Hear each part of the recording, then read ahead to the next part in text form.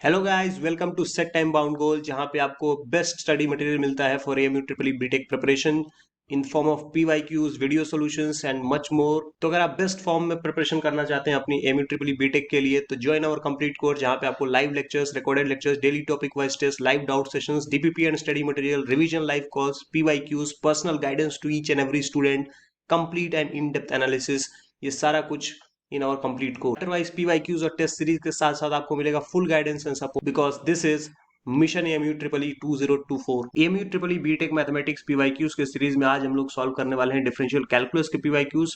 Number of questions की बात करें तो ईयर वाइज आप यहाँ पे दे सकते हैं कि 2 से 3 और कभी कभी 5 क्वेश्चंस भी इस टॉपिक से पूछे जा चुके हैं। So very important topic for AMU triple E BTech. चलिए शुरू करते हैं। अब इससे पहले कि हम लोग क्वेश्चन सॉल्व करना स्टार्ट करें, मैं आपको बता दूं कि अगर आप एमयू बीटेक के लिए प्रिपरेशन कर रहे हैं और अगर आपको chapter wise PYQs with video solution की रिक्वायरमेंट है, तो अब ये अवेलेबल है ₹499 में। तो make use of the best content that is available for AMU BTech. Now let's start solving. Question number 1 is a stone dropped into a quiet lake and waves moves in circles at the circular wave 10 centimeter. How fast is the enclosed area increasing? तो यहाँ पे मान लीजिए जैसे ही stone को drop किया गया तो इस तरीके का एक सर्किल का फॉर्मेशन होना शुरू हो जाता है ना। आपने देखा होगा पत्थर अगर आप तालाब में वगैरह में अगर थ्रो करते हैं तो किसी इंस्टेंट पे एक पर्टिकुलर टाइम पे रेडियस आ रहा होगा। तो एरिया ऑफ सर्किल बोल सकते हैं पाई आर स्क्वायर। अगर डिफरेंशिएट करें टी के रिस्पेक्ट में, टाइम के रिस्पेक्ट में, तो D A by D T मिल जाएगा, जो कि हमें ये बताएगा कि कितनी तेजी से एरिया चेंज हो रहा है। क्योंकि ऐसे एकदम फिक्स सर्किल तो नहीं दिखता रहता है ना, वो सर्किल प्रोपोगेट करता रहता है, आपने देखा होगा। तो D A by D T tells us how fast the area is increasing. Right side में डिफरेंशिएशन 2 पाई आर हो चुका होगा पहले आर के रिस्पेक्ट से, फिर D are by D T. तो यानी अब इस क्वेश्चन को सॉल्व करने के लिए एक तो हमें उस इंस्टेंट पे रेडियस चाहिए, D R by D T चाहिए, यानी रेडियस कितनी तेजी से चेंज हो रहा है ये चाहिए। तो रेडियस तो यहाँ पे यूनिट से क्वेश्चन में पता लग रहा है कि 10 सेंटीमीटर आप ले भी सकते हो, यूनिट देख के पता चल रहा है। But D R by D T का यहाँ पे वैल्यू क्वेश्चन में शायद मिसिंग है। आप देख रहे हैं कि कोई भी डेटा प्रोवाइडेड नहीं है फिलहाल। तो इसलिए लेट सपोज कि क्वेश्चन में आपको बता दिया जाता है कि radius of the circle on throwing the stone is let suppose changing at the rate of 2 centimetre पर सेकेंड या 5 सेंटीमीटर पर सेकेंड। तो उसके हिसाब से आप क्या करते, यहाँ पे लास्ट में आप कैलकुलेशन करते D A by D T, वहाँ पे 2 पाई आर, आर का वैल्यू रखते हैं उसमें जो भी गिवन है। लेट सपोज 10 गिवन है मेरे ख्याल से, यस 10 सेंटीमीटर। तो वो सब्सटीट्यूट कर देते and then d are by D t आप जैसे ही सब्सटीट्यूट करते हैं, ये 2 सेंटीमीटर यहाँ पे पर सेकेंड है। अगर आप चाहो तो यहाँ पे लेट सपोज 5 सेंटीमीटर पर सेकेंड दिया रहता, तो वो 5 सेंटीमीटर रख देते। तो जैसे ही आप ये सब्सटीट्यूट करते वैल्यू आपको लेट सपोज मिल जाता 100 पाई सेंटीमीटर स्क्वायर पर सेकेंड। तो उसके बेसिस पे आप बोल सकते हो कि ऑप्शन नंबर डी करेक्ट है। बट अगर ये डेटा गिवन होता तो ठीक है, अलग वैल्यू के लिए अलग ऑप्शन भी आ सकता है। मैंने कॉन्सेप्ट आपको समझा दिया है, कोई भी डेटा दो तो आप उसके हिसाब से सॉल्व कर सकते हो। क्वेश्चन नंबर 2 है that there is a function which is a differentiable function if the tangent drawn to the curve at any point x belonging to a comma b always lies below the curve, then 4 options are given। तो अगर आप यहाँ पे ध्यान से देखो कि इस टाइप का हमारे पास कोई कर्व है, ठीक है, और ये अपने पास पॉइंट है x is equal to a, और एक दूसरा पॉइंट है let suppose x is equal to b. इस कर्व के ऊपर जो भी हमारा कर्व है, let suppose y is equal to f x graph है या कर्व है हमारे पास, और 2 पॉइंट्स हमने सेलेक्ट कर दिए। तो आप उसके बीच में जो क्वेश्चन में सजेस्ट भी किया जा रहा है कि एट एनी पॉइंट, इस वाले रीजन में अगर आप कोई पॉइंट सेलेक्ट करके वहां पे अगर आप टेंजेंट ड्रॉ करते हो, तो आप देख सकते हो कि वो टेंजेंट क्या है, it is always lying below the curve. लेकिन उस टेंजेंट का अगर आप स्लोप आप देखोगे तो ये जो थीटा है वो एक्यूट है, और therefore F dash of x जो स्लोप होता है फर्स्ट डेरिवेटिव, वो क्या हो गया, पॉजिटिव हो गया। तो यहाँ पे ऑप्शन बी तो ऐसे ही एलिमिनेट हो गया। और कॉन्केविटी धीरे धीरे अपवर्ड की तरफ चेंज हो रही है, राइट। अगर आप आगे बढ़ते जाओगे और ऐसे टेंजेंट्स ड्रॉ करते जाओगे तो टेंजेंट का स्लोप बढ़ता जाएगा। इसका मतलब F dash of x increasing है ना। Slope of tangent is also increasing, मतलब इस पॉइंट के आगे कोई पॉइंट ले लो, लेट सपोज ये वाला, तो यहाँ पे जो टेंजेंट ड्रॉ करूंगा उसका स्लोप तो ज्यादा हो गया ना। तो यानी कि जैसे जैसे एक से बी की तरफ मैं बढ़ूंगा और अलग अलग पॉइंट पे टेंजेंट ड्रॉ करूँ, तो टेंजेंट का स्लोप भी बढ़ता जाएगा, ठीक है। तो इसलिए F double dash of x की अगर बात की जाए, तो F double dash of x भी अपने पास क्या हो जाएगा, ग्रेटर देन जीरो हो जाएगा। सो इस कंडीशन के लिए जब फर्स्ट और सेकंड डेरिवेटिव दोनों ही पॉजिटिव होंगे, हम बोल सकते हैं कि टेंजेंट हमेशा कर्व के नीचे लाई करेगा। यानी कौन सा ऑप्शन करेक्ट हो गया, सी ऑप्शन। चलते हैं नेक्स्ट क्वेश्चन की तरफ। क्वेश्चन नंबर 3 है which of the following statement is always true. तो फंक्शन दिया है F x is increasing then f inverse is also decreasing. F x is increasing then 1 by f x is also increasing, ऐसे करके यहाँ पे option framed है अपने पास। तो अगर आप यहाँ पे एक डायग्रामेटिक व्यू समझो तो बेसिकली एफ हो या फिर जी हो, दोनों फंक्शन है एक्स के, लेट सपोज, तो उसमें हम लोग इनपुट दे रहे हैं एक्स और वो फिर हमें आउटपुट कुछ ना कुछ प्रोवाइड कर रहा होगा, कुछ इस तरीके से फंक्शंस गिवन है। अब एफ और जी जो है वो पॉजिटिव फंक्शन है, मतलब एफ भी ग्रेटर देन जीरो है और जी भी क्या है, ग्रेटर देन जीरो है। यानी कोई भी आप इनपुट दो, इनके रिजल्ट्स या फिर आउटपुट क्या है, पॉजिटिव फंक्शन।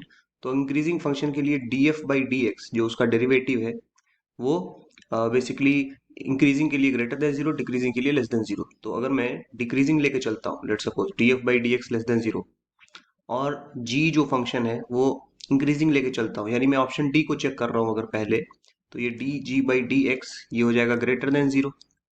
अब यहाँ पे बात की गई है कि f by g is a decreasing function, अगर हमें इसे चेक करना है तो एक काम करते हैं, एफ बाई जी का डेरिवेटिव लेके देखते हैं। तो D by D X of F by G, कि ये पॉजिटिव आ रहा है कि निगेटिव, उसके बेसिस पे तय हो जाएगा कि इंक्रीजिंग है या डिक्रीजिंग।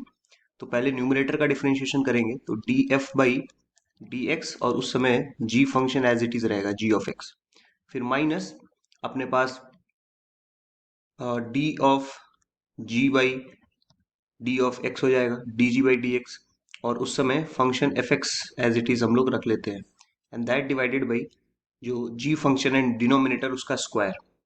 तो अब यहाँ पे अगर आप ऑब्जर्व करो तो D F by D x, since वो डिक्रीजिंग फंक्शन था वो है निगेटिव, ठीक है। फिर जी ऑफ एक्स तो पॉजिटिव फंक्शन गिवन था तो पॉजिटिव हो गया, फिर minus D G by D x वो पॉजिटिव है, और function D G by D x वो भी अपना क्या है, पॉजिटिव है, राइट। तो इसका मतलब डिनोमिनेटर तो ऑलरेडी पॉजिटिव है, तो इसका मतलब यहाँ पे कोई निगेटिव आएगा ही आएगा, और निगेटिव आएगा मतलब ये बात बिल्कुल सही गिवन है कि it is a decreasing function. अगर आप सी ऑप्शन को इसी लॉजिक से चेक करोगे तो गलत आएगा, तो ऑप्शन नंबर डी करेक्ट हो जाएगा। Question number 4 is, if the maximum value of y is equal to a cos x minus 1 by 3 cos 3x occurs when x is equal to pi by 6, then the value of a is। तो जब भी maximum या minimum की बात आए, आप तुरंत सबसे पहले गिवन फंक्शन का डेरिवेटिव फाइंड आउट कर लो, dy बाई डी एक्स। तो cos x का होता है माइनस साइन एक्स, तो ये हो जाएगा माइनस ए साइन एक्स। यहाँ पे ये बन जाएगा माइनस माइनस प्लस, और पहले तो होगा साइन थ्री एक्स, ठीक है, और फिर साइन थ्री एक्स हो गया कॉस थ्री एक्स का माइनस साइन के साथ, तो इसलिए मैंने माइनस माइनस प्लस कर दिया। बाद में थ्री एक्स का करेंगे तो वहां से एक थ्री भी आएगा, तो नीचे वाले थ्री को कैंसिल आउट कर देगा, एंड इसको आप कर दो जीरो, जो फर्स्ट डेरिवेटिव है। तो यहाँ से आपको कुछ पॉइंट मिलेगा क्या, कि A sine X is equal to sine three X. Now A का वैल्यू यहाँ से आ गया sine three X divided by sine x. तो अगर ये मैक्सिमम पाई बाई सिक्स पे अगर कर रहा होगा तो ज़रूर यहाँ पे हम लोग उसको पुट कर सकते हैं। तो ये पाई बाई सिक्स का मतलब होता है 30 डिग्री, तो ऊपर हो जाएगा 3 इंटू 30 डिग्री और नीचे हो जाएगा sign 30 degree.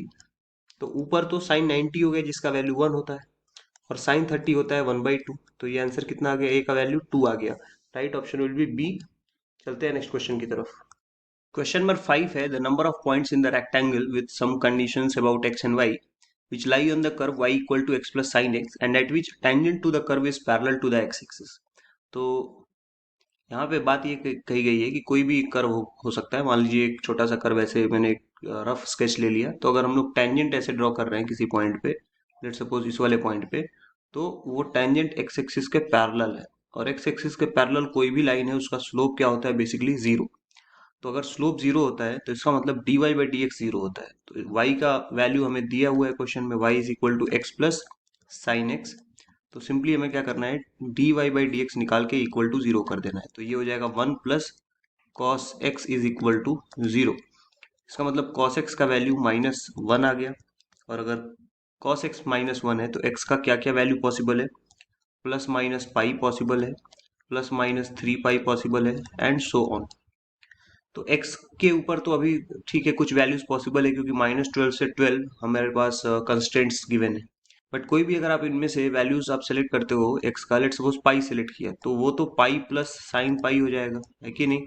Sine pi is zero, और y का वैल्यू पाई, वो जो y का कंस्टेंट गिवन है उसके बाहर हो गया, 3.14 हो गया। इसलिए चाहे आप कोई सा भी वैल्यू सेलेक्ट करो, आगे की भी वैल्यूज अगर आप सेलेक्ट करते हो तो कोई चांस नहीं है कि y उस दायरे में आएगा। इसीलिए कोई भी टेंजेंट ऐसा पॉसिबल ही नहीं है number of tangents will be 0। चलते हैं नेक्स्ट क्वेश्चन की तरफ। तो वीडियो में आगे बढ़ने से पहले मैं आपको बता दूं कि हमारे कंप्लीट कोर्सेज भी अवेलेबल है for the AMU BTech preparation. So best content के लिए, बेस्ट प्रिपरेशन के लिए do join our complete course. Question number 6 है, if fx is equal to x e to the power x into 1 minus x, then function is increasing decreasing के कुछ options given है। तो सबसे पहले इस फंक्शन का डेरिवेटिव ही फाइंड करना पड़ेगा, वहीं से पता लगेगा कि इंक्रीजिंग नेचर है या डिक्रीजिंग गिवन इंटरवल में। तो एफ डैश ऑफ एक्स का वैल्यू, पहले आप एक्स एक फंक्शन सेपरेट ट्रीट करो और दूसरा एक्सपोनेंशियल है तो एक्स का डिफरेंशिएशन 1, तो उस समय दूसरा वाला exponential function as it is रहेगा। फिर प्लस जब आप एक्सपोनेंशियल का करोगे तो उस समय एक्स को कांस्टेंट रखना पड़ेगा, और एक्सपोनेंशियल का तो डेरिवेटिव एक्सपोनेंशियल ही होता है, तो पहले तो पूरा का पूरा कॉपी पेस्ट हुआ, और फिर जो पावर के ऊपर है उसका डिफरेंशिएशन करें तो 1 माइनस 2x हो जाएगा। करेक्ट। अब यहाँ पे जो चीज कॉमन आ रही है आप उसको कॉमन ले लो, e to the power x 1 minus x जैसे ही कॉमन लिया अपने पास आ जाएगा 1 plus x into 1 minus 2x। अब अंदर हम लोग मल्टीप्लीकेशन कर लेंगे लेकिन माइनस 2x स्क्वायर आएगा, तो इसलिए मैं माइनस एक बाहर पहले ही ले भी लेता हूँ, तो माइनस ई पे पावर x 1 माइनस एक्स। ठीक है। और जो माइनस 2x स्क्वायर आया होगा उसको अब हमें लिखना पड़ेगा 2x स्क्वायर, क्योंकि माइनस ऑलरेडी मैंने पहले ही बाहर खींच लिया है। प्लस एक्स अंदर आया होगा लेकिन अब माइनस एक्स लिखना पड़ेगा, और जो प्लस 1 था वो भी माइनस 1 हो गया।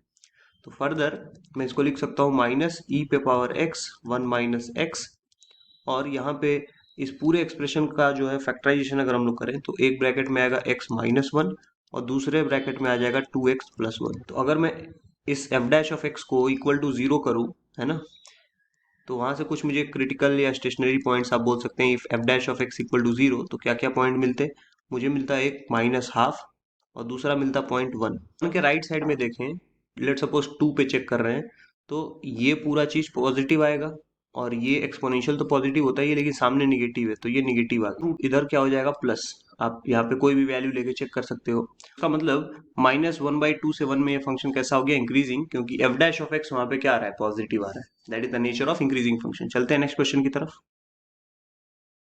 क्वेश्चन नंबर 7 है, the equation of the normal to the curve y equal to e to the power x at 0,1 इज। तो नॉर्मल भी एक लाइन होता है, तो लाइन का इक्वेशन हम लोग y minus y1 is equal to m x minus x1 से फाइंड आउट कर सकते हैं। तो x1 y1 तो दे रखा है 0,1, हमें सिर्फ स्लोप निकालना है। तो dy बाई डी एक्स अगर निकालते हैं तो वो होता है slope of tangent, m t, t मतलब टेंजेंट, तो वो तो यहाँ पे e to the power x ही होगा, है ना, क्योंकि e to the power x का डिफरेंशिएशन वही होगा। तो अगर 0,1 पे निकाले एट 0,1 तो x की जगह 0 पुट कर देंगे, तो स्लोप ऑफ टेंजेंट हो गया e टू द पावर 0, 1 आ गया। तो स्लोप ऑफ नॉर्मल क्या हो जाएगा, वो हो गया -1, क्योंकि slope of tangent into slope of normal का प्रोडक्ट -1 आना चाहिए। तो अगर ये आ गया तो सिंपल वैल्यू सब्सटीट्यूट कर देंगे, y minus 1 is equal to -1 x minus 0। तो माइनस एक्स हो जाएगा इधर, उसको इधर लेके आ जाएंगे लेफ्ट से, लेफ्ट साइड में, राइट साइड से, और -1 लेफ्ट से राइट भेज देंगे तो x plus y equal to 1 आ जाएगा। तो कोई भी ऑप्शन यहाँ पे अगर आप ऑब्जर्व करो तो मैच नहीं कर रहा है, which means none of these answer हो जाएगा। क्वेश्चन नंबर 8 है, the length x of a rectangle is decreasing at the rate of 6 centimeter per minute and width y is increasing at the rate of 4 centimeter per minute. When x is equal to 8 centimeter and y is equal to 4 centimeter, the rate of change of area of rectangle is. तो area of rectangle is given by a is equal to x into y, length into width. अब अगर rate of change की बात की जाए तो dA by dt आ जाएगा, और राइट साइड में क्या हो जाएगा, x into dy by dt और plus y into D X by D T, एक को कांस्टेंट रख के दूसरे का रेट ऑफ चेंज हम देख सकते हैं। तो ये एक्सप्रेशन बन गया। अब अगर क्वेश्चन को ध्यान से पढ़ा जाए तो जो रेक्टेंगल है उसका लेंथ x है और वो क्या कर रहा है, डिक्रीज कर रहा है at the rate of 6 centimetre पर मिनट। तो ये जो D X by D T है वो बेसिकली -6 है, ठीक है, वो डिक्रीज कर रहा था। विड्थ y है वो इंक्रीज कर रहा था 4 सेंटीमीटर पर मिनट, तो ये +4 है, ठीक है, ये पॉजिटिव है। और किस पॉइंट पे हमें फाइंड करना है, जब x 8 सेंटीमीटर हो और y 4 सेंटीमीटर, यानी ये x का वैल्यू हम यहाँ पे 8 रख सकते हैं, प्लस ये y का वैल्यू हम यहाँ पे 4 रख सकते हैं। तो ओवरऑल क्या आ गया, ये 32 और इधर आ गया -24। तो 32 minus 24 8, right. So the rate of change of area will be 8 centimetre square per minute, that will be our answer. चलते हैं नेक्स्ट क्वेश्चन की तरफ। क्वेश्चन नंबर 9 है the total revenue in rupee received from sale of x units of a product is given by r of x is equal to 5x square plus 20x plus 7. The marginal revenue when x is equal to 8 is. तो ये जो marginal revenue है, let suppose m dot r अगर उसको बोले, तो m dot r depends on the units sold. वो basically होता है d of r of x divided by dx.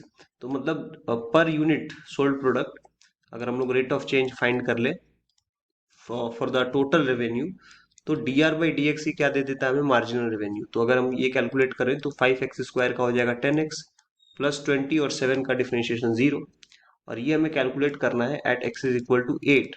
तो जैसे ही यहाँ पे वैल्यू रखेंगे तो हो जाएगा 10 इंटू 8 प्लस 20, यानी 80 प्लस 20 कितना हो गया, 100 हो गया. सो मार्जिनल रेवेन्यू अपने पास ऑप्शन नंबर बी 100 हो जाएगा. चलते हैं नेक्स्ट क्वेश्चन की तरफ. क्वेश्चन नंबर 10 है the function F x is equal to cos x is strictly decreasing on.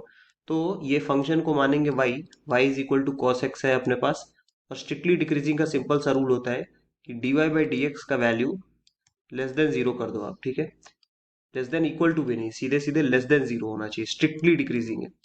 तो इसका मतलब dy by D x cos x का डिफरेंशिएशन हो जाएगा माइनस साइन एक्स, और ये वैल्यू लेस देन जीरो का मतलब क्या हो गया कि साइन एक्स को पॉजिटिव रहना चाहिए, है ना, तभी उसके सामने निगेटिव उसको निगेटिव बनाएगा. तो साइन एक्स पॉजिटिव कहाँ से कहाँ तक रहता है, जीरो से पाई तक. बट प्रॉब्लम ये है कि ना आप जीरो ले सकते हो ना पाई ले सकते हो, क्योंकि साइन एक्स जीरो भी नहीं चाहिए हमें, हमें D Y by D X less than zero चाहिए. तो इसीलिए X belongs to open interval zero to pi, मतलब जीरो और पाई को छोड़ करके उसके बीच का सारा वैल्यू आप ले सकते हो. तो ऑप्शन नंबर डी करेक्ट हो जाएगा. चलते हैं नेक्स्ट क्वेश्चन की तरफ. क्वेश्चन नंबर 11 है the function F x is equal to cos square x is strictly decreasing on. तो यहाँ पे इस फंक्शन एफ एक्स को मान लेंगे y, और ये हो गया अपना y is equal to cos square x. अब अगर फंक्शन स्ट्रिक्टली डिक्रीजिंग होता है तो हम लोग को करना पड़ता है D Y by D X less than zero. तो एक बार D Y by D X अगर निकालने जाएंगे इस फंक्शन का, तो D Y by D X पहले कॉस स्क्वायर का होगा अगर डिफरेंशिएशन, तो लिखेंगे 2 cos x, फिर cos x का होगा तो हो गया माइनस साइन एक्स. तो इसका मतलब हम लोग ओवरऑल बोल सकते हैं 2 sin x cos x होता है sin 2x, और माइनस साइन है तो माइनस साइन 2x बन गया, और इसको लेस देन जीरो करना है. इसका मतलब ये कि साइन 2x को पॉजिटिव करना है, और अगर साइन 2x पॉजिटिव है ना, तो इसका मतलब 2x जो एंगल है वो फर्स्ट क्वाड्रेंट में बिलोंग कर रहा होगा. एम आई राइट और नॉट? साइन 2x अगर ग्रेटर देन जीरो है तो आप खुद सोचो, फर्स्ट क्वाड्रेंट में साइन होता है पॉजिटिव, इवन सेकेंड क्वाड्रेंट भी पॉजिटिव होता है. तो अब सोचना पड़ेगा वहां पे कि x की वैल्यूज के लिए क्या कमेंट किया जाए. तो 2x का जो वैल्यू है, अगर इस साइन 2x को पॉजिटिव होना है तो 2x का जो वैल्यू है वो जीरो से लेके पाई तक हो सकता है. ठीक है, तो इसका मतलब x का वैल्यू कहाँ से कहाँ तक हो सकता है, वो हो सकता है पाई बाई टू तक. ठीक है, अब क्लोज्ड इंटरवल लें कि जीरो हो, वो आप सोचो. ये हम लोग बोल रहे हैं ग्रेटर देन जीरो, मतलब पॉजिटिव बोल रहे हैं एकदम, इक्वल टू का साइन नहीं है उसमें, तो जीरो से तो बड़ा ही लेना है, तो जीरो पे तो ओपन ही चलेगा. और पाई बाई टू बात करें तो पाई बाई टू जो वैल्यू है उस पे अगर आप देखो पाई बाई टू जैसे ही रखेंगे एक्स की जगह पे, साइन पाई वो जीरो कर देगा, वो भी नहीं चलेगा. तो दोनों साइड से वो क्या रहना चाहिए, ओपन रहना चाहिए. तो सी ऑप्शन करेक्ट हो जाएगा. चलते हैं नेक्स्ट क्वेश्चन की तरफ. क्वेश्चन नंबर 12 है the maximum value of log x by x is. तो मान लेते हैं ये कोई फंक्शन या y का एक्सप्रेशन है log x बाई एक्स. अगर इसका मैक्सिमम वैल्यू फाइंड करना है तो पहले तो निकालना पड़ेगा dy बाई डी एक्स. तो अगर हम लोग यहाँ पे डिवीजन रूल अप्लाई करें तो ये हो जाएगा डिनोमिनेटर का स्क्वायर नीचे, ऊपर पहले log x का डिफरेंशिएशन होगा वो 1/x हो गया, और डिनोमिनेटर एज इट इज रहेगा, माइनस इस बार न्यूमरेटर एज इट इज रहेगा, और डिनोमिनेटर का डिफरेंशिएशन हो चुका रहेगा जो कि है 1. तो x और x कैंसिल होने के बाद होगा 1 minus log x divided by x square, that is equal to 0. Therefore I can say log x का वैल्यू कितना हो चुका होगा 1. इसका मतलब x का वैल्यू क्या होगा, e, क्योंकि ये जो log है वो अगर कुछ नहीं दिया है तो log बेस e होता है. तो इसका मतलब x का वैल्यू कितना हो गया, e हो गया, और सिर्फ एक ही वैल्यू है यहाँ पे, राइट. जो वैल्यू आया है वो एक ही है सिर्फ, तो जाहिर सी बात है यही मैक्सिमम वैल्यू अपने को दे रहा होगा. तो मैक्सिमम वैल्यू की बात करें अगर, तो मैक्सिमम वैल्यू पूछा है, आप कहीं ऑप्शन सी ना टिक कर दें, क्योंकि वो ये नहीं पूछ रहा है कि कहाँ पे मैक्सिमम आया, मैक्सिमम वैल्यू पूछा जा रहा है. तो y का मैक्सिमम वैल्यू अब हम लोग क्या लिख सकते हैं, log of e by E. तो यहाँ पे log e का मतलब क्या हो गया, 1/e. हम बोल सकते हैं कि मैक्सिमम वैल्यू अपना ऑप्शन नंबर डी है. चलते हैं नेक्स्ट क्वेश्चन की तरफ. क्वेश्चन नंबर 13 है sum of two numbers is 10, their product will be maximum when they are. तो वो तो दिख ही रहा है कि सभी का सम 10 है, और मैक्सिमम कब होगा प्रोडक्ट, वो तो आप ऑप्शन से भी कर सकते हो। 3 इंटू 7 21 है, 4 इंटू 6 24 है, 5 इंटू 5 25 है, 8 इंटू 2 16, यानी ऑप्शन नंबर सी वो 25 दे रहा है। बट अगर आप लॉजिकली करने जाओ तो कैसे करोगे, सम ऑफ टू नंबर्स मान लेते हैं, दो नंबर्स एक्स और वाई है तो वो 10 है, और हमें मैक्सिमम किसको करना है, लेट सपोज जेड एक एक्सप्रेशन है, एक्स इंटू वाई, इसको मैक्सिमम करना है। तो हम y की जगह पे 10 माइनस एक्स यहाँ पे लिख सकते हैं पहले, ठीक है। इससे क्या होगा कि अब इस एक्सप्रेशन को हम चेंज करके लिख सकते हैं 10x माइनस एक्स स्क्वायर। और जैसे ही एक एक्सप्रेशन एक बेसिकली सिंगल वेरिएबल में जैसे ही हम कोई एक्सप्रेशन लिख पाते हैं, वहां पे हम लोग डिफरेंशिएशन का कॉन्सेप्ट यूज करके बेसिकली एप्लीकेशन ऑफ डेरिवेटिव ही वही है। तो ये चीज हमने लिखा था 10 माइनस एक्स, जो कि बन गया था 10x माइनस एक्स स्क्वायर। अब इस z एक्सप्रेशन को हम लोग x के रिस्पेक्ट से डिफरेंशिएट कर लेंगे, तो D Z by D x हो जाएगा 10 माइनस टू एक्स। और जैसे ही इसको इक्वेट करेंगे हमें एक पॉइंट मिल जाएगा x इज इक्वल टू 5। और अगर x इज इक्वल टू 5 मिल गया तो सिंस एक ही पॉइंट है, इसमें ज़्यादा सोचने की ज़रूरत है नहीं। और फिर भी अगर आप देखना चाहते हो कि यहाँ पे डी2 Z by D x square, तो वो आएगा -2, और जैसे ही ये लेस देन जीरो आया सेकंड डेरिवेटिव, इसका मतलब होता है मैक्सिमा। तो एक्स 5 आया तो वहां से पता चलेगा कि वाई भी 5 है। सो ये सॉल्व हो गया, लॉजिकल वे से भी आप सॉल्व कर सकते हो। चलते हैं नेक्स्ट क्वेश्चन की तरफ। क्वेश्चन नंबर 14 है, if F x equal to x to the power alpha log x and f zero equal to zero, then the value for which Rolle's theorem can be applied in 0 to 1 इज। तो Rolle's theorem apply करने के लिए इस closed interval 0 to 1 में इस function को होना पड़ेगा कंटिन्यूअस, और उसके लिए अगर हम लोग राइट हैंड लिमिट कैलकुलेट करके इक्वल टू जीरो करें तो वहां से हमें अल्फा के बारे में इंफॉर्मेशन मिल सकता है। तो एक बार ये कैलकुलेशन देखिए, हमने limit x tending to zero plus लिया, और ये फंक्शन यहाँ पे ले लिया x to the power alpha log x. इसमें लॉग एक्स को ऊपर रखा और बाकी टर्म को नीचे भेज दिया, तो x to power minus alpha हो गया। ऊपर नीचे हमने डिफ्रेंशिएट किया सो दैट यहाँ पे हम आगे बढ़ पाए लिमिट में। तो ये हो गया 1/x, और नीचे हो गया माइनस अल्फा एक्स पे पावर माइनस अल्फा -1। अब ये जो डिनोमिनेटर है, अगर मैं बात करूं इसको और अच्छे से लिख दूं तो आपको क्लियर कट समझ में आएगा। ये x के ऊपर माइनस अल्फा पावर साइड में रख लिया, और जो बाकी बच गया x पे पावर -1, उसको मैं 1/x लिख सकता हूं, ताकि ये और ये कैंसिल आउट हो जाए। तो वही टर्म यहाँ पे बचा हुआ है, इसको अरेंज करके लिख लिया x to the power alpha by. यहाँ पे अल्फा निगेटिव भी नहीं हो सकता, क्योंकि अगर अल्फा निगेटिव हो गया तो नीचे भी पॉजिटिव बन जाएगा, और x तो पॉजिटिव है, पॉजिटिव के ऊपर यहाँ पे निगेटिव अगर रखें भी तो वो भी एक ओवरऑल पॉजिटिव आएगा, भले ही स्मॉल क्वांटिटी है, तो जीरो होने के चांसेस नहीं हो सकते। तो इसीलिए अल्फा की वैल्यू ग्रेटर देन जीरो ही होगी, ये होगी 1/2। तो वीडियो में आगे बढ़ने से पहले मैं आपको बता दूं कि हमारे कंप्लीट कोर्सेज भी अवेलेबल है for the AMU BTech preparation. So best content के लिए, बेस्ट प्रिपरेशन के लिए do join our complete course. Question number 15 है, the minimum value of 9 to the power x plus 9 to the power 1 minus x where x is a real number is. तो मान लेते हैं कि दो नंबर्स है अपने पास, 9 टू द पावर x है पहला नंबर, और दूसरा नंबर है 9 to the power 1 minus x. तो दोनों नंबर्स का जो अरिथमेटिक मीन होगा, हमें पता है कि अरिथमेटिक मीन किसी भी खास करके दो पॉजिटिव नंबर्स की अगर बात करें तो उनकी arithmetic mean is always greater than और इक्वल टू ज्योमेट्रिक मीन। तो ज्योमेट्रिक मीन का मतलब होता है कि हम लोग दोनों नंबर्स को मल्टीप्लाई करें, और फिर दो नंबर्स हैं तो 1/2 कर दें, तीन नंबर्स हैं तो 1/3 कर दें। और अरिथमेटिक मीन आपको पता ही है कि जितने नंबर्स ऐड करके उतने से डिवाइड कर दें, as many as number of observation, या जो भी नंबर्स हमने कंसिडर किए। तो अगर ऐसा करते हैं तो हमें पता चल गया कि 9 to the power x plus 9 to the power 1 minus x that is greater than और इक्वल टू 2 टाइम्स। यहाँ पे आप देखो x भी है और माइनस एक्स भी है 9 के ऊपर पावर में, तो इसका मतलब वो तो x और माइनस एक्स कैंसिल हो गया, सिर्फ 9 के ऊपर पावर बचा 1/2, जो कि हो जाएगा 3। तो ये जो वैल्यू है वो तो ग्रेटर देन और इक्वल टू 6 हो गया, यानी 6 से ज्यादा कुछ भी हो सकता है, बट मिनिमम वैल्यू क्या हो गया 6। So option C is right answer. चलते हैं नेक्स्ट क्वेश्चन की तरफ। क्वेश्चन नंबर 16 है, F x equal to sine x minus ten X where X is from 0 to π/2, then tangent drawn to the curve at any point will be. तो tangent के लिए अगर हम बात करें तो एफ एक्स है उसको मान लेते हैं y, और लिख लेते हैं sine x minus ten x. तो पहले टेंजेंट की बात की गई है तो D Y by D x तो निकाल ही लेना चाहिए, तो D Y by D x हो जाएगा cos x minus sec square x, ten x का डिफरेंशिएशन सेक स्क्वायर एक्स होता है। फिर एक काम करते हैं, सेकेंडरी डेरिवेटिव भी निकाल लेते हैं, d two y by D x square, cos x का हो जाएगा माइनस साइन एक्स, और ये हो जाएगा -2 सेक एक्स, और फिर सेक एक्स का करेंगे तो वो हो जाएगा सेक एक्स टैन एक्स। अब चूंकि x का जो वैल्यू है वो 0 से π/2 यानी फर्स्ट क्वाड्रेंट में है, ये सारे ही टर्म साइन एक्स पॉजिटिव होता है, सेक एक्स भी पॉजिटिव होता है, ठीक है। ये तो खुद sec x है तो फिर से पॉजिटिव, tan x भी पॉजिटिव, तो सारी चीजें पॉजिटिव है और सामने माइनस साइन लगा हुआ है, तो इसका मतलब ओवरऑल ये टर्म क्या है, निगेटिव। और निगेटिव का मतलब कुछ कर्व ऐसा रहेगा किसी भी पॉइंट पे, तो निगेटिव का मतलब मैक्सिमा, लोकल मैक्सिमा बनता है। तो अगर हम लोग टेंजेंट ऐसे ड्रॉ भी करेंगे किसी पॉइंट पे तो ये कर्व के ऊपर हो गया, तो इसीलिए यहाँ पे lie above curve, that option will be the right one. Question number 17 है, if y equal to a log x plus B X square plus X has its extremum values at -1 and 2 then. तो अगर extremum values है तो मतलब maximum भी हो सकता है, मिनिमम भी, किसी भी केस में dy बाई डी एक्स तो जीरो होगा ही। तो बस dy by D x equal to zero वाले कंडीशन को चेक कर लेते हैं। ये हो जाएगा a by x, log x का डिफरेंशिएशन 1 बाई एक्स होता है, ये हो जाएगा 2 टाइम्स ऑफ बी एक्स और ये हो जाएगा 1। अब अगर -1 एक्सट्रीमम वैल्यूज है तो इसमें -1 पुट कर देते हैं, तो ये हो जाएगा a बाई -1 करने पर माइनस है, यहाँ पे हो जाएगा -2b और ये हो जाएगा +1 इक्वल टू 0। और जो दूसरा कंडीशन बनेगा x इक्वल टू, ये -1 पे लिखा, वैसे ही x इक्वल टू 2 पे भी लिख के देख लेते हैं। तो 2 पे लिखेंगे तो कंडीशन क्या बनेगा, a by 2 plus 4b plus 1 equal to 0।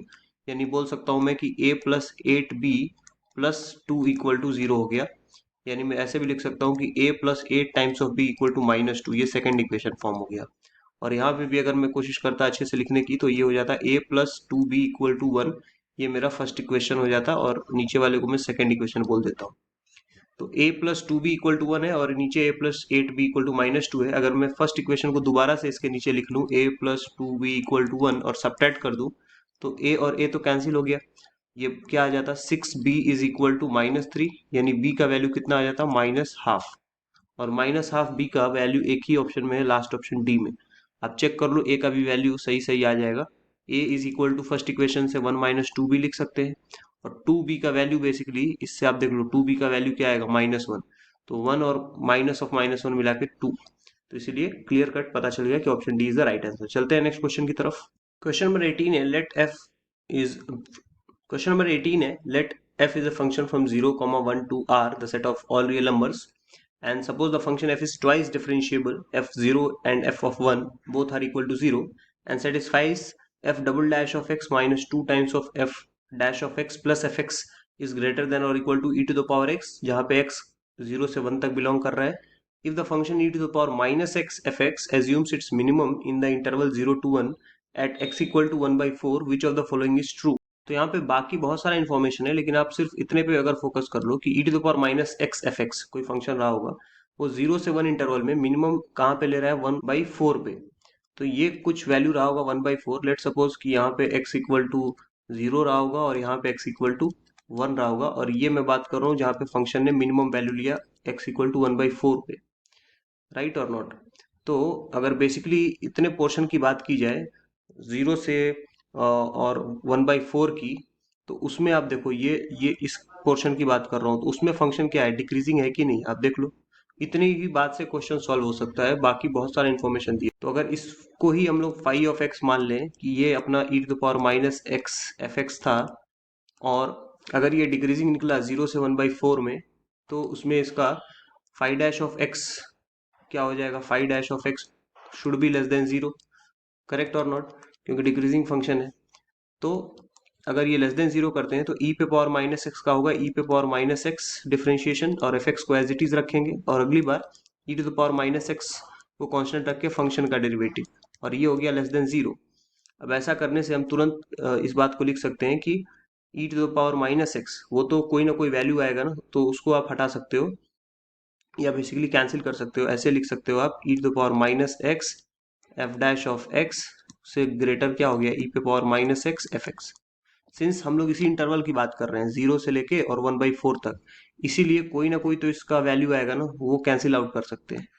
तो इसलिए अपने पास क्या एक्सप्रेशन आ गया कि एफ डैश ऑफ एक्स से बड़ा है क्या, एफ एक्स इन एक्स का जो इंटरवल है 0 से 1/4। तो सिंपल वे में हमने इस क्वेश्चन को टैकल कर लिया, option number C is the right answer. चलते हैं नेक्स्ट क्वेश्चन की तरफ। क्वेश्चन नंबर 19 है, x पे पावर p y पे power q equal to x plus y to the power p plus q, then dy by D x is. तो यहाँ पे log ले लेते हैं सबसे पहले तो दोनों साइड, तो ये हो जाएगा log of x to the power p y to the power q is equal to log of x plus y to the power p plus q. अब यहाँ पे अलग अलग log m into log n का formula apply करें तो पहले log x पे पावर p होगा, उसमें से भी p को पहले उतार सकते हैं according to the log properties, फिर q को भी उतार सकते हैं और ये हो जाएगा log of y, and that is equal to ये हो जाएगा p प्लस क्यू और log x प्लस वाई हो गया। अब जरा डिफ्रेंशिएट करते हैं x के रिस्पेक्ट से, तो ये हो जाएगा p बाई एक्स, ये हो जाएगा q इन log y का डिफ्रेंशिएशन 1 बाई वाई, तो ये हो गया q बाई वाई और फिर dy बाई डी एक्स। ऐसे ही राइट साइड में अगर देखें तो ये हो जाएगा p प्लस क्यू, log का डिफ्रेंशिएशन होगा तो x प्लस वाई नीचे आ जाएगा और फिर x का डिफ्रेंशिएशन 1 और y का dy बाई डी एक्स। तो यहाँ तक हम लोगों ने एक बार डिफरेंशिएट कर लिया x के रिस्पेक्ट से। अब बस हमें dy बाई डी एक्स वाले टर्म्स को एक साथ लेके सॉल्व कर लेना है। तो dy बाई डी एक्स अगर मैं एक साथ ले लूँ तो यहाँ बचेगा q बाई वाई और राइट साइड से पूरा का पूरा ये p plus q divided by x plus y, ये टर्म्स लेफ्ट में माइनस साइन के साथ आ जाएगा और राइट साइड में भी ये हम लोग एडजस्ट करके लिख सकते हैं p plus q by x plus y minus p by x. ठीक है, बस अब हमें इसी को सिंप्लीफाई कर लेना है। तो ये बनेगा dy बाई डी एक्स, जरा एलसीएम ले तो बनेगा q x plus Q y minus P y minus P y. ठीक है, ये बन गया and that divided by x plus y into y हो गया। ठीक है, x plus y into y and that is equal to right side में अगर सॉल्व करें तो ये हो जाएगा p x plus q x फिर minus p x minus P y and that divided by x plus Y. तो ये एक्स प्लस वाई तो दोनों जगह से कैंसिल हो गया, ये माइनस पी एक्स और प्लस पी एक्स भी कैंसिल हो गया, क्या बचा D Y by D x. अब यहाँ पे भी कुछ टर्म्स अगर कैंसिल कर रहे हो तो उन्हें कैंसिल कर लिया जाए। यहाँ पे ये क्यू वाई है, ठीक है, तो ये प्लस क्यू वाई और माइनस क्यू वाई कैंसिल हो जाएगा। ठीक है, तो क्या बचा अपने पास Q X minus P Y by Y और राइट साइड पे भी बचा क्या Q X minus P Y by X. तो ये टर्म्स तो कैंसिल आउट हो गए, तो D Y by D X की वैल्यू क्या आ गई, D Y by D x is equal to y by x, यानी ऑप्शन नंबर कौन सा करेक्ट हो गया, ए। चलते हैं नेक्स्ट क्वेश्चन की तरफ। Question number 20 is the function f x equal to a sin x plus 2 cos x by sin x plus cos x is increasing for all values of x, then a के बारे में हमें बताना है। तो अगर इंक्रीजिंग की बात की जाए तो उसके लिए तो हमें f डैश ऑफ x निकाल के देखना पड़ेगा कि कहाँ पे वो ग्रेटर देन 0 आ रहा है। तो जरा इसमें डिवीजन रूल अप्लाई करें डेरिवेटिव का, तो पहले न्यूमरेटर का डिफरेंशिएशन होगा तो वो हो जाएगा a cos x minus 2 sin x और उस समय डिनोमिनेटर कांस्टेंट रहेगा sin x plus cos x, फिर माइनस साइन, इस बार न्यूमरेटर कांस्टेंट रहेगा a sin x plus 2 cos x और डिनोमिनेटर का डिफरेंशिएशन होगा यानी cos x minus sine x हो जाएगा एंड दैट डिवाइडेड बाई अपने पास डिनोमिनेटर का square sine x plus cos x का होल स्क्वायर। सिंस डिनोमिनेटर हमेशा ही पॉजिटिव रहेगा क्योंकि स्क्वायर आ गया ना, अब देखो, और इंक्रीजिंग फंक्शन के लिए f dash of x greater than और equal to 0 for increasing function. इसका मतलब सिर्फ और सिर्फ अब न्यूमरेटर के ऊपर डिपेंड करता है कि कहाँ पे वो इंक्रीजिंग फंक्शन होगा, तो सिर्फ न्यूमरेटर को अब लेके चलेंगे। ठीक है, न्यूमरेटर वो ग्रेटर देन 0 होना चाहिए। तो जरा मल्टीप्लाई करके देखें, ये हो गया a times sine x cos x, फिर ये हो जाएगा a कॉस स्क्वायर एक्स, फिर ये हो जाएगा माइनस 2 साइन स्क्वायर एक्स, फिर minus 2 sine x cos x, फिर दूसरे वाले ब्रैकेट को भी सॉल्व करते हैं जरा, तो हो जाएगा minus a sine x cos x, फिर वो हो जाएगा minus minus plus a sine square x, फिर वो हो जाएगा माइनस टर्म 2 कॉस एक्स से जब मल्टीप्लाई करेंगे तो माइनस 2 कॉस स्क्वायर एक्स और finally minus minus plus 2 sine x cos x. ये पूरा का पूरा न्यूमरेटर बन गया जिसमें बहुत सारे टर्म्स तो कैंसिल हो गए। ठीक है, तो बचा क्या, ये पूरा का पूरा ग्रेटर देन 0 होना चाहिए, तो a टाइम्स ये sine square cos square x मिला के तो 1 हो गया और यहाँ पे माइनस 2 कॉमन लेते ही फिर से sine square x plus cos square x 1 हो गया, ये ग्रेटर देन 0, इसका मतलब a ग्रेटर देन 2 आ गया। Option number D is the right answer. चलते हैं नेक्स्ट क्वेश्चन की तरफ। क्वेश्चन नंबर 21 है, if p and q are positive real number such that pq equal to 1, the least value of 1 plus p into 1 plus q is. तो मान लेते हैं कि ये एक्सप्रेशन z है जिसका लीस्ट वैल्यू में फाइंड करना है और ये है 1 प्लस p, ठीक है, इंटू 1 प्लस q। तो जरा इनको मल्टीप्लाई करके देखते हैं पहले। तो ये आ जाएगा 1 plus Q plus P Q का वैल्यू तो हम लोग पुट ही कर सकते हैं, ये 1 गिवन है। तो ओवरऑल क्या बन गया, ये हो गया 2 प्लस क्यू। ऑल राइट, अब देखते हैं।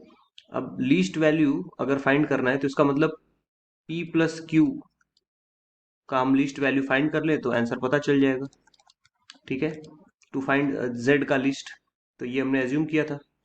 तो p प्लस क्यू का लीस्ट वैल्यू किस लॉजिक से फाइंड कर लेंगे, arithmetic progression is greater then geometric progression. तो दो नंबर्स हैं p और q जो पॉजिटिव है, तो उनका arithmetic progression p plus q by 2 हो गया। और ज्योमेट्रिक मीन का मतलब होता है मल्टीप्लाई करके पावर कर देंगे 1/2। लेकिन पी क्यू का वैल्यू तो 1 है, तो 1 के ऊपर पावर भी क्या होगा, 1 ही होगा, तो ये इधर 2 चला जाएगा। यानी p प्लस क्यू का मिनिमम वैल्यू क्या है, 2। तो इसलिए z का मिनिमम वैल्यू क्या हो जाएगा, 2 plus 2 which is equal to 4। तो आंसर कौन सा करेक्ट हो गया, ऑप्शन नंबर ए। चलते हैं नेक्स्ट क्वेश्चन की तरफ। क्वेश्चन नंबर 22 है, the difference between the greatest and least values of the function F x equal to sine 2x minus x on minus pi by two to pi by two is. तो least और greatest value find करना है, तो सबसे पहले तो function का derivative निकालना ही पड़ेगा, एफ डैश ऑफ एक्स, वो हो जाएगा साइन 2x का कॉस 2x, और जो 2x है उसका करेंगे तो एक 2 आ जाएगा यहाँ पे -1, और इसको इक्वल टू 0 करना पड़ेगा। जैसे ही 0 पुट करेंगे कॉस 2x का वैल्यू आ जाएगा हाफ 1/2। यानी क्या क्या वैल्यूज हो सकता है 2x की जगह पे, 2x की जगह पे हम पाई बाई 3 भी ले सकते हैं और माइनस पाई बाई 3 भी ले सकते हैं, क्योंकि वो निगेटिव साइड में भी आप देखो दिया हुआ है। तो यानी कि x का वैल्यू क्या क्या आ गया, या तो पाई बाई 6 यानी 30 डिग्री, या फिर माइनस पाई बाई 6, और गिवन रेंज में वो बिलोंग भी कर रहा है, बेसिकली गिवन जो रिस्ट्रिक्शन है, नॉट रेंज। तो अब यहाँ पे बात करें, दो वैल्यूज हमें मिल चुका है x का, तो साथ साथ में ये वैल्यूज भी, क्योंकि लोकल मैक्सिमा लोकल मिनिमा नहीं पूछा है, तो इसलिए जो इंक्लूडेड वैल्यूज हैं उनको भी हम काउंट करेंगे। तो अगर हम लोग कैलकुलेट करें सभी पे, ठीक है, x equal to minus pi by 2 पे, फिर x इज इक्वल टू अपने पास माइनस पाई बाई 6 पे, ठीक है, फिर x is equal to pi by 6 पे, और फिर finally x is equal to pi by 2 पे, सब पे कैलकुलेट करेंगे तो अपने आप पता चल जाएगा कि इसका क्या वैल्यू है। ठीक है, तो 2x हमें सब्सटीट्यूट करना है, तो ध्यान रखिएगा ये हो जाएगा साइन 2x का मतलब साइन माइनस पाई हो गया, और माइनस x है तो इसलिए प्लस पाई बाई 2 हो गया। तो इसका आंसर तो पाई बाई 2 ही आएगा, क्योंकि साइन पाई वाला टर्म ये तो 0 हो जाएगा।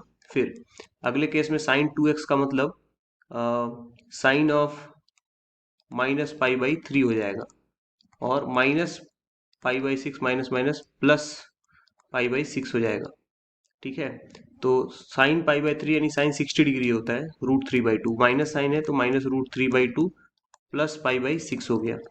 और साइन पाई बाई 6, जब ये x equal to pi by 6 basically put करेंगे तो ये साइन पाई बाई 6 नहीं पाई बाई 3 होगा इस बार, और माइनस पाई बाई 6 करना पड़ा होगा। तो अगेन ये √3/2 इस बार माइनस पाई बाई 6 के साथ आ गया। और फाइनली साइन पाई बाई 2 का मतलब ये फिर से साइन पाई बना होगा, और फिर माइनस पाई बाई 2, तो इस बार आंसर आ गया माइनस पाई बाई 2। तो अगर हम लोग बात करें इसमें लीस्ट वैल्यू की, तो लीस्ट वैल्यू है ये माइनस पाई बाई 2, है कि नहीं, आप चेक कर लो, इसमें सबसे लीस्ट वैल्यू यही होगा। और ग्रेटेस्ट वैल्यू की बात करें तो √3/2 माइनस पाई बाई 6, ये जो है वो ग्रेटेस्ट वैल्यू आ जाएगा, √3/2 माइनस पाई बाई 6। तो रिक्वायर्ड डिफरेंस की बात करें तो डिफरेंस क्या हो जाएगा, difference will be √3/2 minus pi by 6, और माइनस माइनस ये हो जाएगा प्लस पाई बाई 2, यानी √3/2 और 90 माइनस 30 हो जाएगा 60, यानी plus pi by 3, plus pi by 3। ठीक है, तो ये तो किसी भी ऑप्शन में अभी दिख नहीं रहा है, आप देख लो ये प्लस पाई बाई 3, ऐसा कोई डिफरेंस ऑप्शन में दिख ही नहीं रहा, तो इसलिए नन ऑफ दीज आंसर हो जाएगा। चलते हैं नेक्स्ट क्वेश्चन की तरफ। क्वेश्चन नंबर 23 है, which of the following function is decreasing on 0 to pi by 2।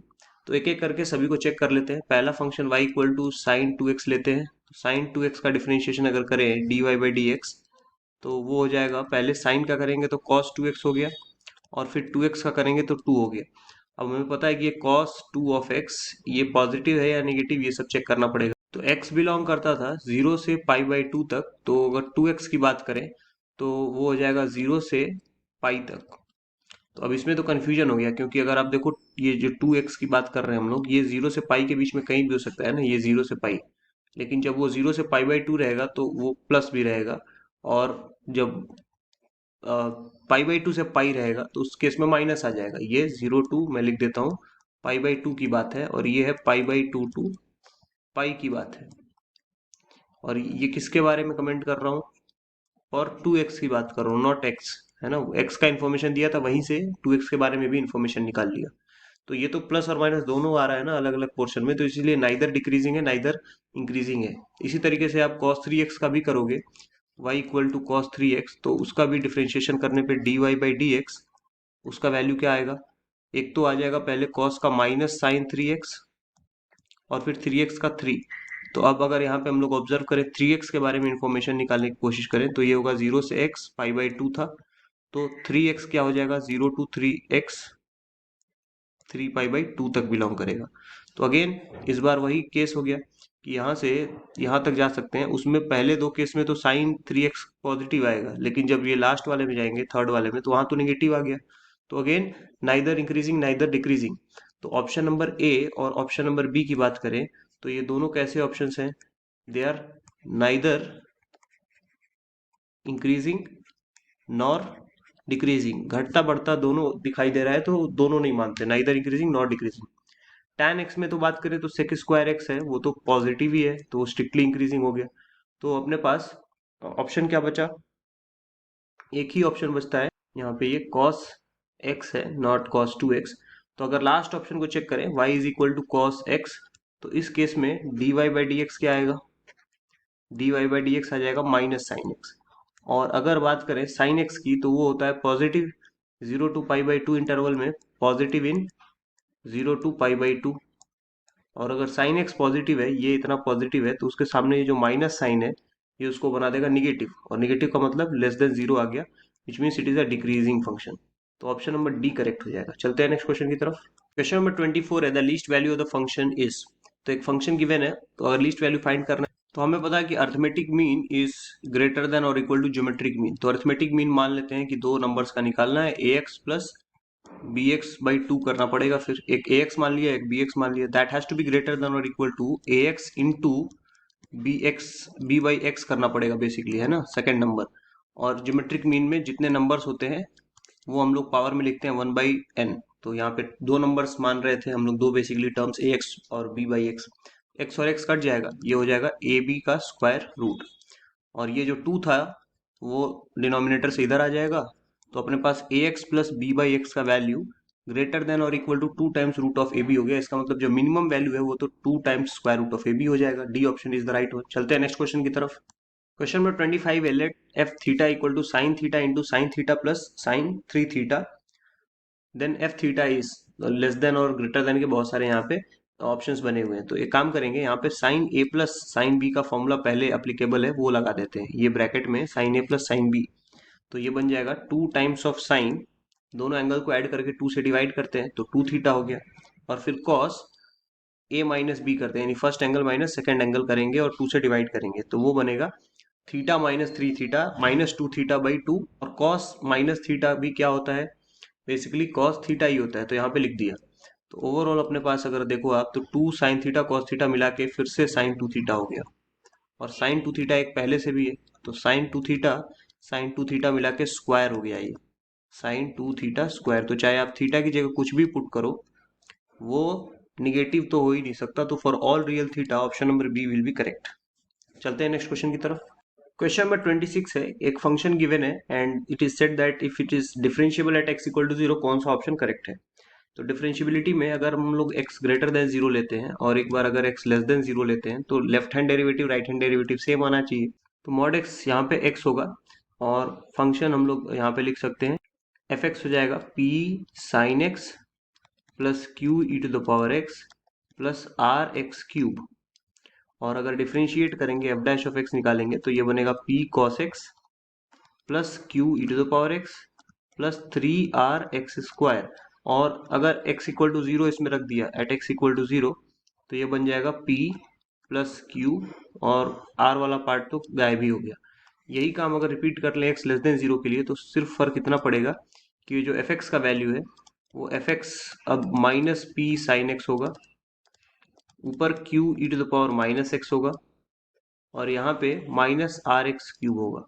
बस, और कोई फर्क नहीं पड़ेगा। तो एफ डैश ऑफ एक्स अगर हम लोग लिखते हैं यहाँ पे, राइट, तो वो हो जाएगा minus p cos x minus of q e to the power minus x और माइनस 3 r x स्क्वायर। ठीक है, थोड़ा क्लियरली इसको अगर हम लोग लिख लें तो माइनस 3 r x स्क्वायर। तो इसमें से अगर अब जाके x इक्वल टू 0 पुट करें तो ये बन जाएगा माइनस पी कॉस 0 तो 1 ही है, माइनस ई पे पावर अभी भी 0 होगा तो माइनस क्यू, और माइनस आर वाला पार्ट तो अभी भी गायब हो गया तो वो 0 ही हो गया। तो ओवरऑल ये आपका लेफ्ट हैंड डेरिवेटिव है और इधर राइट हैंड डेरिवेटिव है, दोनों को इक्वल होना है। तो इसका मतलब पी प्लस क्यू को इक्वल होना है, माइनस कॉमन लेके लिख लूँ तो माइनस पी प्लस क्यू के इक्वल। तो कोई निगेटिव टर्म पॉजिटिव टर्म के इक्वल तो हो नहीं सकता, इसका मतलब ये जीरो ही रहा होगा। Therefore p plus q is equal to zero. और आर चाहे आप कुछ भी रखो, कोई फर्क ही नहीं पड़ रहा इसमें, वो पार्ट तो गायब ही हो जा रहा। तो इसलिए ऑप्शन बी करेक्ट हो जाएगा। चलते हैं नेक्स्ट क्वेश्चन की तरफ। क्वेश्चन नंबर 27 है, if f of 0 is 0 and f dash 0 is 3 then y dash 0 will B.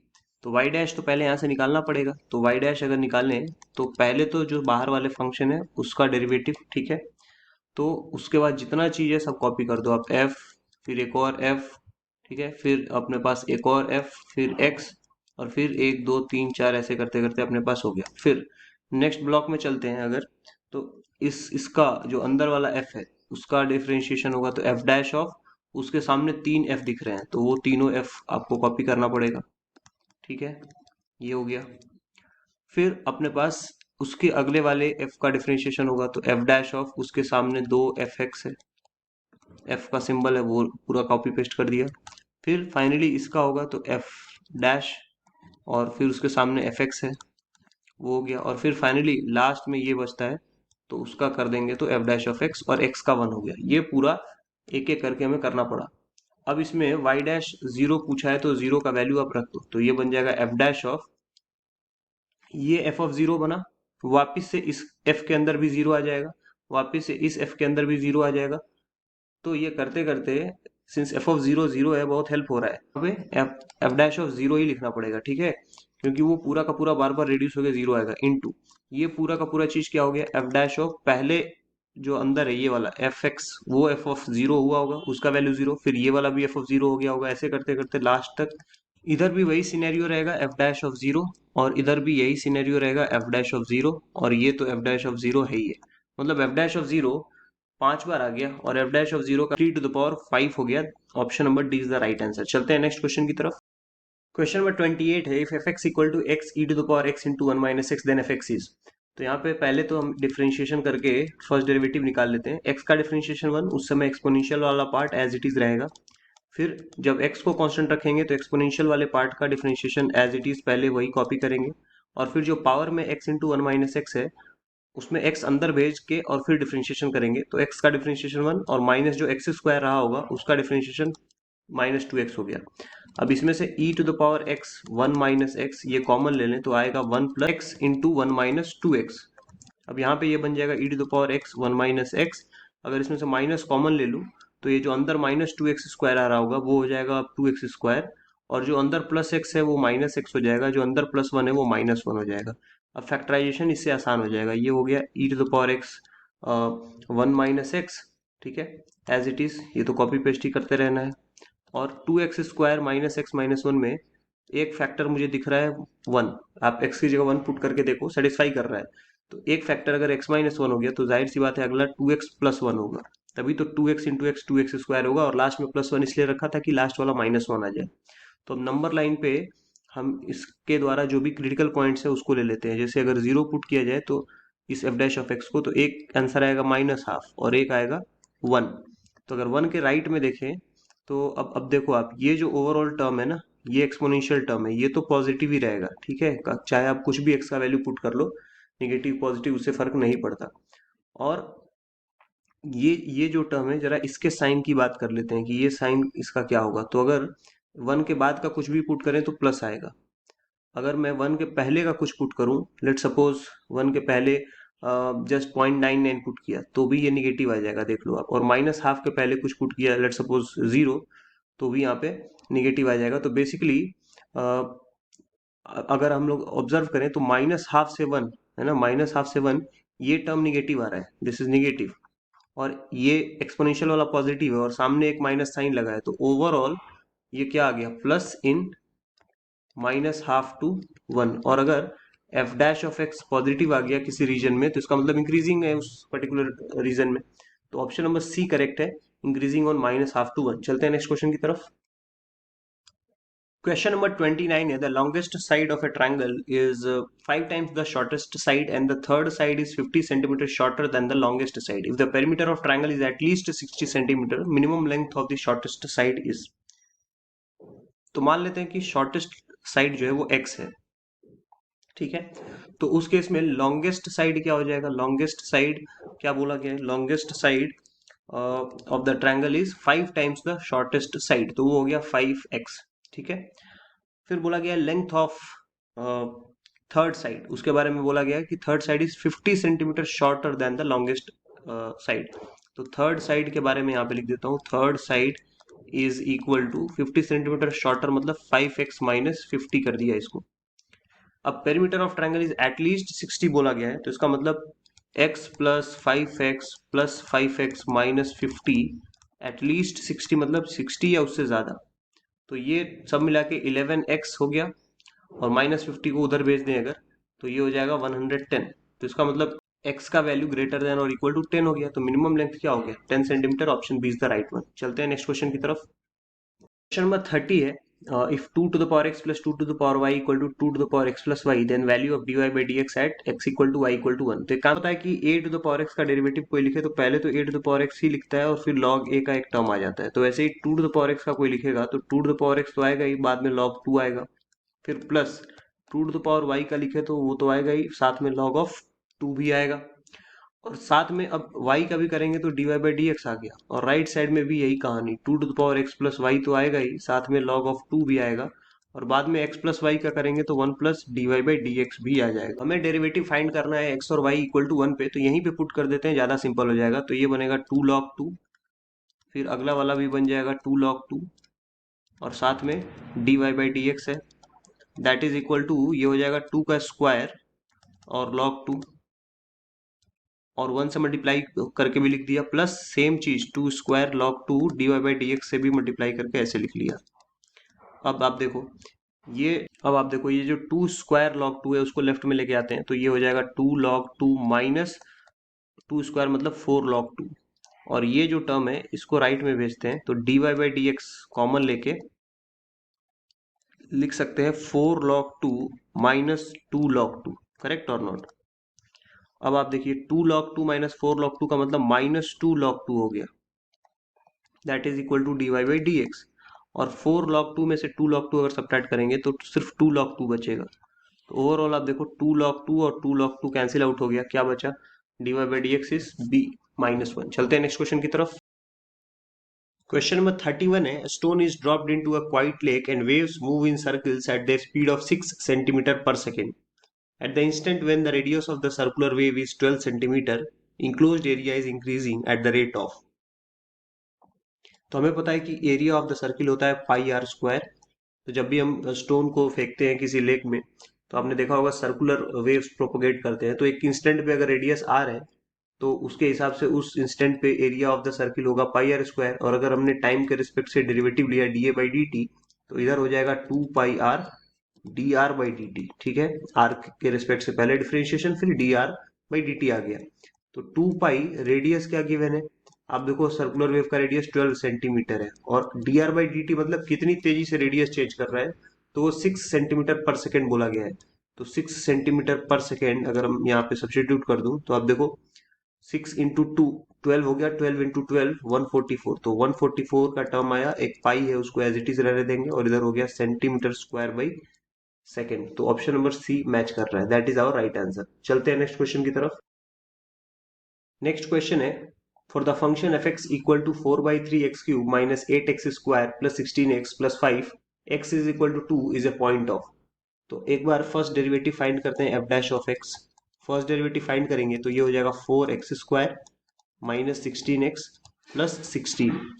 एक बार सेकेंड डेरिवेटिव फाइंड करते हैं F double dash of x, ये हो जाएगा 8x माइनस 16, तो अगर आप ध्यान से ऑब्जर्व करो तो एफ डबल डैश टू जैसे ही निकालने की कोशिश करेंगे ये पता करने के लिए कि एक्चुअल में ये जो पॉइंट है एक्स इक्वल टू टू, ये मैक्सिमा को डिनोट कर रहा है या मिनिमा को, क्योंकि आप देखो एफ डैश ऑफ टू जब आप निकालोगे तो उसकी वैल्यू क्या आ जाएगी, फोर को तो मैं कॉमन ले सकता हूँ, बचा क्या, एक्स स्क्वायर माइनस, अगर आप ऑब्जर्व करो एक बार फंक्शन को तो उसमें फोर हर जगह कॉमन है, तो या तो फोर कॉमन लेके सॉल्व कर लो या फिर आप डायरेक्ट भी लिख सकते हो कि फोर इंटू टू का square minus sixteen into two plus sixteen. तो इसका मतलब फोर और फोर यहाँ पे सिक्सटीन हो गया अगेन, और ये हो गया माइनस सिक्सटीन इंटू टू और प्लस सिक्सटीन। तो ये जीरो आ गया। फर्स्ट डेरिवेटिव जीरो होने का मतलब बिल्कुल नहीं है कि वो मैक्सिमा देगा ही या मिनिमा देगा ही, उसके लिए जाना पड़ता है सेकंड डेरिवेटिव पे। इसीलिए मैंने सेकंड डेरिवेटिव कैलकुलेट करके जैसे ही टू पुट किया तो वहां पे भी जीरो आ जाएगा, है ना, क्योंकि eight into two minus sixteen, तो वहां से आप देख सकते हो कि वो जीरो आ जाएगा। तो जब भी सेकंड डेरिवेटिव भी आपका जीरो हो जाए आप कुछ बता नहीं सकते एक्चुअल में कि वो मिनिमा का पॉइंट था या मैक्सिमा का। That is why that point is called point of inflection. Option number C correct हो जाएगा। चलते हैं नेक्स्ट क्वेश्चन की तरफ। Car start from a point P at time T equal to zero, तो यहाँ पी पे टी इक्वल टू जीरो पे इस कार स्टार्ट करती है and the distance x in metres, तो x डिस्टेंस किसी भी पर्टिकुलर टाइम पे let suppose t equal to T पे ऐसे दिया जा रहा है इस एक्सप्रेशन से, और बोला ये जा रहा है कि पॉइंट q तक time taken by two reach point q in seconds is.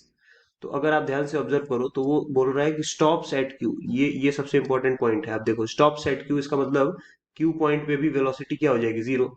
और वो स्टार्ट भी कहाँ से हो रहा है, स्टार्ट फ्रॉम पॉइंट पी, मतलब यहाँ पे initial velocity U equal to zero था और यहाँ पे पहुंचने के बाद भी हम बोल सकते हैं कि वेलोसिटी जीरो है। तो वी को क्या लिखते हैं, D X by D T. तो पहले हम टाइम निकाल सकते हैं इस इक्वेशन से कि D X by D T को क्या कर दे, जीरो। तो आप देखो D X by D T करेंगे तो x का एक्सप्रेशन आप थोड़ा अच्छे से लिख लो पहले, three T square minus two by three T cube हो जाएगा। और अब जरा D X by D T निकाल लेते हैं। D X by D T is six T minus two T square that is equal to zero. जैसे ही इसको जीरो पुट करेंगे अपने पास आ जाएगा six T is equal to two T square. तो एक तो हमें आंसर आएगा टी इक्वल टू जीरो ही, राइट और नॉट। और अगर एक टी को कैंसिल कर दें तो दूसरा टी आ जाएगा 3 सेकेंड, राइट। सो वो तो स्टार्टिंग वाला आंसर चाहिए नहीं क्योंकि वो तो क्वेश्चन में बता रहा है कि स्टार्ट फ्रॉम पॉइंट बी। तो ये 3 सेकेंड के बाद जो है दोबारा से स्टॉप किया होगा और आंसर विल बी। कैलकुलस के थे जो 33 पीवाईक्यूज थे basically MU triple E BTech के लिए, वो हमने सॉल्व कर लिए हैं। मिलते हैं आपसे नए वीडियो में एक नए टॉपिक के साथ जहाँ पे हम उस चैप्टर के पीवाईक्यूज को सॉल्व कर रहे होंगे। तब तक के लिए टेक केयर, बाय बाय।